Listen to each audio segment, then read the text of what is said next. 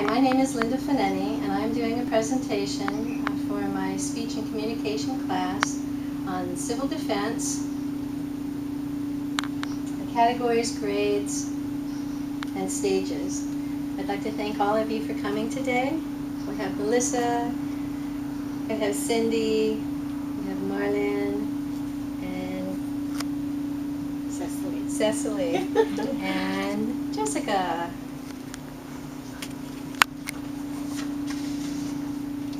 Okay, so I'd like to start off by telling a little story.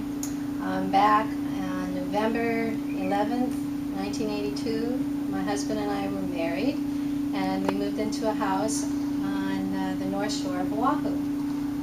And the next day, Hurricane Eva hit. Because we lived right on the beach, the hurricane went through the channel between Kauai and Oahu.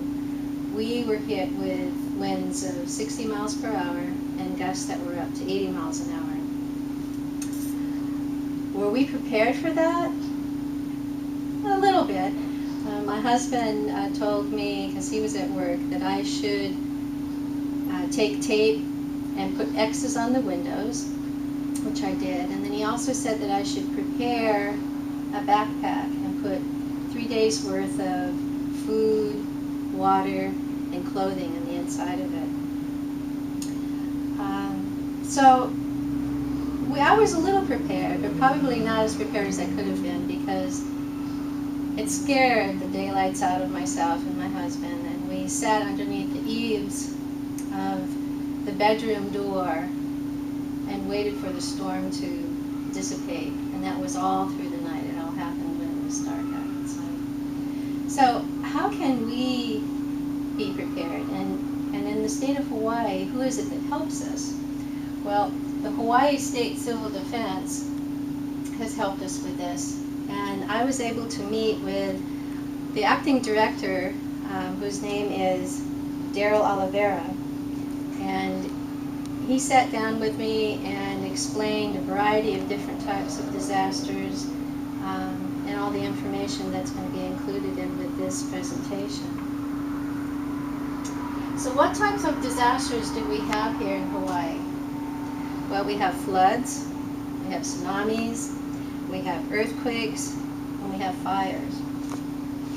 So to give you a little information about each one of these, a flood is when there's more water than the rivers, streams, and the ground can hold. Storms are strong winds with rain, lightning, thunder, or snow, and we still have that because we have snow from Mauna Kea. Earthquakes is the shaking of the earth when the ground moves and the rock shifts beneath the earth's surface. Tsunamis are a series of extremely large waves that come in succession, usually created by an earthquake. They move over the ocean at 100 miles per hour, and they can get up to 100 feet in height.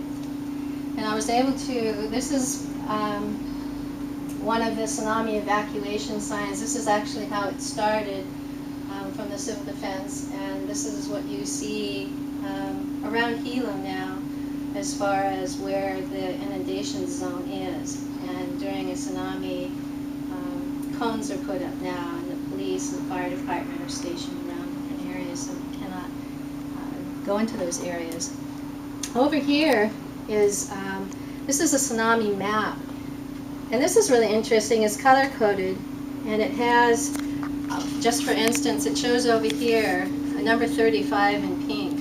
That means that there was a 35-foot wave, tsunami wave, that came and hit Hilo back in 1946.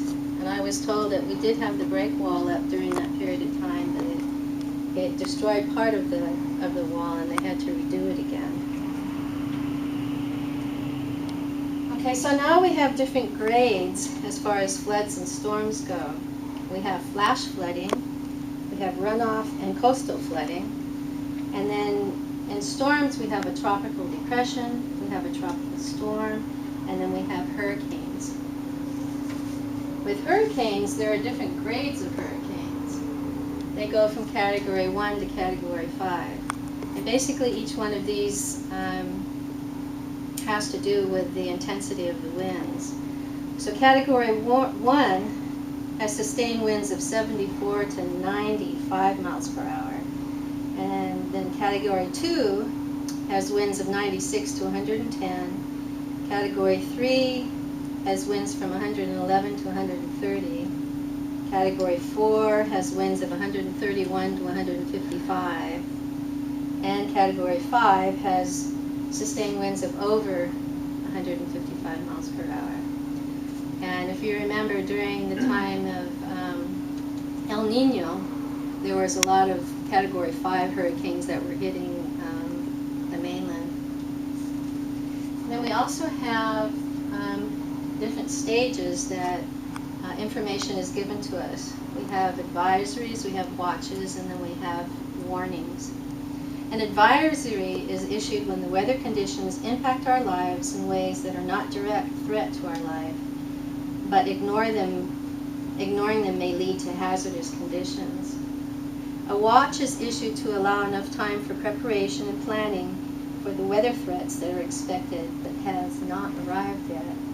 And then a warning is issued when a threat is occurring or it's imminent, and immediate action is needed to protect life and property.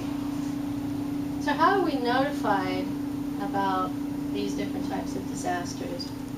Well,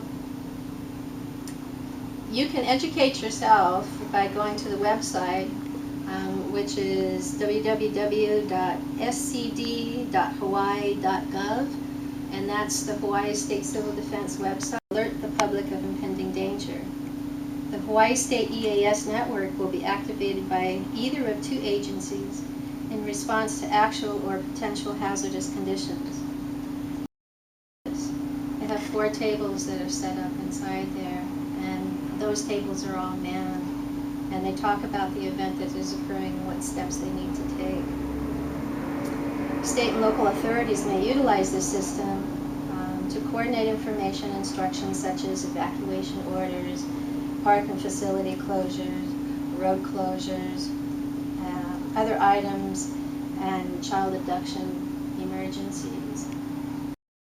Be set up inside of a school gym or inside of some sort of a large building, and it can be organized with tents on the outside or on the inside, and those are all managed by the Red Cross. Then we also have an evacuation center, and evacuation centers, they don't provide food or clothing for you, or any bedding. You'll have a place to park your vehicle, and there's restroom facilities that are provided. Evacuees should bring food, beverages, bedding, medications, and important documents with them, and expect to remain there up to 16 hours.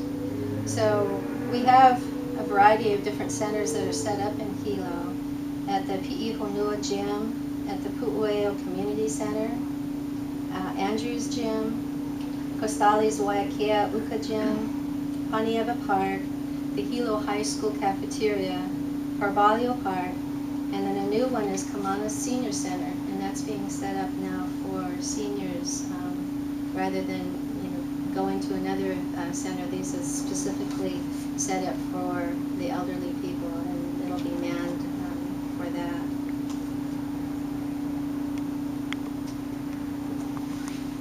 So another thing would be to put together a disaster preparedness kit, which includes water and food and clothing for 72 hours. Now they're saying even at home you should have enough provisions for at least a week. And I'll go over some of those items in a minute. So in conclusion, I'd like to go over how I talked about how my husband and I started our marriage off with the highlight of Hurricane Eva, and I listed the different types of categories that we have here as far as disasters in Hawaii. I talked about the flooding and the storms, as far as the 3 stages with advisories, watches, and warnings, the different ways of being notified of disasters, and if we need help, where we can go, whether emergency shelter or an evacuation center, and that we should all prepare ourselves with a disaster preparedness kit. So what type of things can we do for ourselves in an impending disaster? Well, the first one would be to acknowledge that we are very vulnerable. The second would be to ask ourselves what we can do to prepare our homes, our workplaces, and if you have children in your schools. And then the third one would be to decide what our needs are and to plan for them. And one of those ways is that we can volunteer with the Hawaii County Civil Defense, or we can, there's a new program, it's actually been around for a while, but it's fairly new here in Hawaii, and it's called the County Emergency Response Program. It's called the CERT program, which is what this is. And you get training from the fire department with the CERT program, and they have different CERT stations located throughout the island that are manned by these volunteers in case of an emergency. We can receive notifications of emergency situations by signing on with City Watch at the website that I gave you earlier, and we can put together a disaster preparedness kit as well. And so, are you prepared? I'll show you our disaster preparedness kit here. This is basically all the supplies that I would need for myself for 3 days. It fits inside of a backpack so I can take it with me. And so I have, these are meals ready to eat. They're put out by the military, but my husband and I have found that it's easier to put them into a backpack because they're light, portable. But inside, like for instance, it has chicken and rice. That's in this package. These are all hermetically sealed. So if you're caught in a flood or a storm, you want to have everything packed in plastic bags. I have beverages.